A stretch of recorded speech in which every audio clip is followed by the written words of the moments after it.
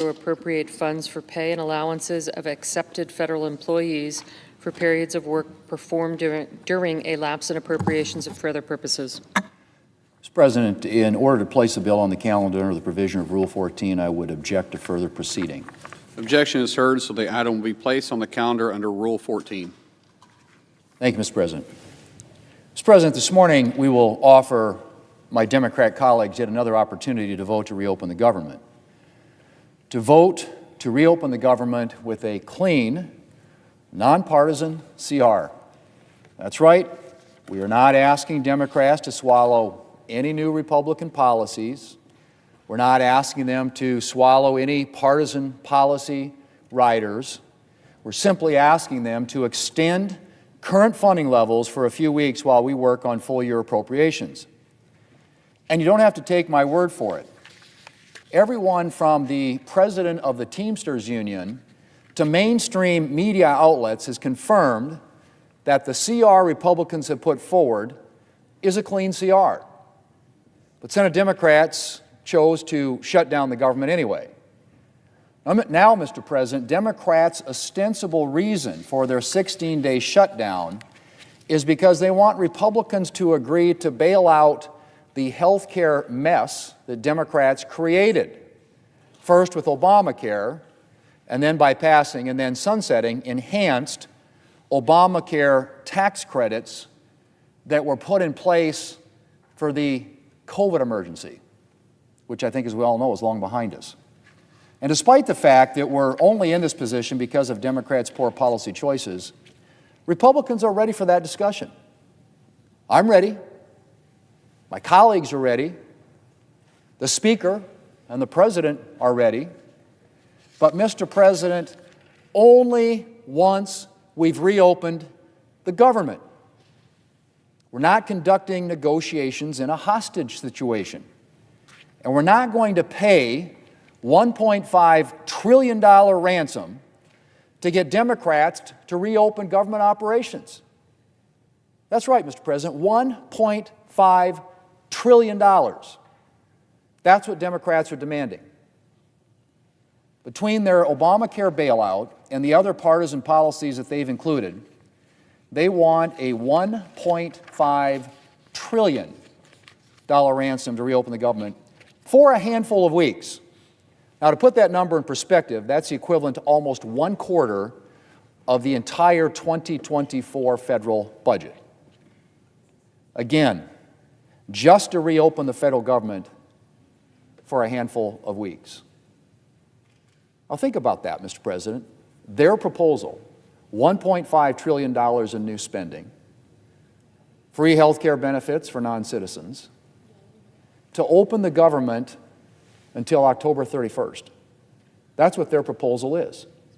So literally, the American taxpayer is supposed to pay $1.5 trillion so that the Democrats can open the government until Halloween, 2 weeks from now.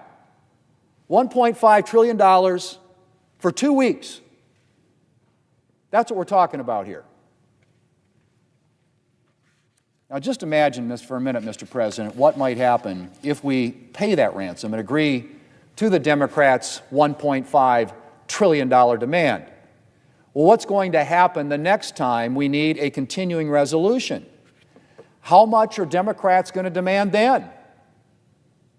Will we have to add another $1.5 trillion every time we want to fund the government? And they want to do it for 2 weeks. $1.5 trillion for 2 weeks. I mean, where does this end? When taxpayers and our economy have been totally destroyed by Democrats' profligate spending, is that where it ends? No, Mr. President. While I am more than happy to discuss ways to alleviate Democrats' health care mess, we're not paying $1.5 trillion, a $1.5 trillion ransom to reopen the federal government.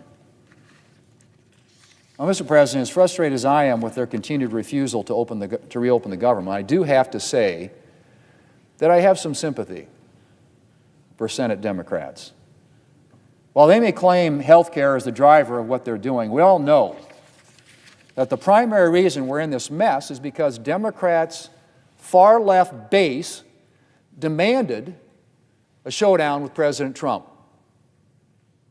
Just 7 months ago, the Democrat leader voted with Republicans to keep the government open because he said, while he didn't like the CR, a government shutdown would be, quote, much worse. Far worse, end quote. But he caught a whole lot of flack for that decision from the far left. And so now, he's leading the shutdown charge. And he's not the only Democrat who voted to fund the government march. He's now a member of the shutdown brigade. But, Mr. President, no matter how much pressure their far-left base is exerting, we still need some Democrats to do the right thing. It would take just a handful of Democrats to reopen the government. Just a handful of Democrats to enable us to resume paying air traffic controllers, law enforcement officers, and all of the other federal workers. Just a handful of Democrats to get the federal government working again for the American people. Later today, Democrats are going to have another opportunity to make the right decision. Two opportunities, in fact. They're going to have a chance to vote on the clean, nonpartisan CR, which, as I said, in the past sits right there at the desk, which has passed the House of Representatives. We can pick this up with 5 more Democrat votes, pass it today, send it to the President signs it into law, and the government reopens. So they're going to have a chance to vote on that yet again. And they're going to have a chance to vote to advance full-year defense appropriations legislation, so that if we can't reopen the entire government, we can at least make some progress toward securing paychecks for our troops and for defending our country. Just last week, the Senate passed the National Defense Authorization Act, which is essential legislation, something that we do every year to authorize defense spending and to authorize a pay raise for our troops. So this is Democrats' chance to make good on that promise by funding the raise. The authorization bill authorized it. The defense appropriations bill that we will vote on here later today will actually fund that raise so our troops can get paid. Now again, I realize that Democrats' far-left base is rallying in D.C. this weekend, which puts extra pressure on Democrats. But I hope that they'll do the right thing anyway and vote to reopen the government.